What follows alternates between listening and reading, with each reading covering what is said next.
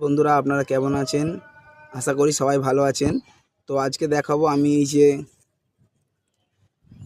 Philippine আখের এই যে একটা জায়গা থেকে তুলে নিয়েছিলাম, এর গোড়াটা বসছিলাম এবং এখান থেকে দেখুন আরও প্রায় 4টির মতন 4-5টির মতন গাছ বেরিয়েছে। এইটা একটা, দুটো, তিনটে, এখানে একটা বেরিয়েছে, 4টে, আর উপরে এই একটা, 5টা।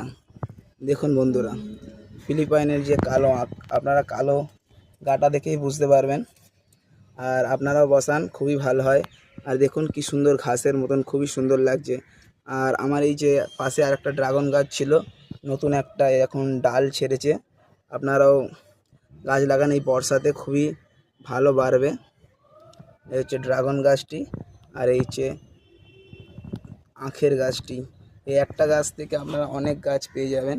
আপনারা করুন। ধন্যবাদ বন্ধুরা, সবাই চ্যানেলটাকে সাবস্ক্রাইব করবেন, লাইক করবেন, কমেন্ট করবেন। ধন্যবাদ।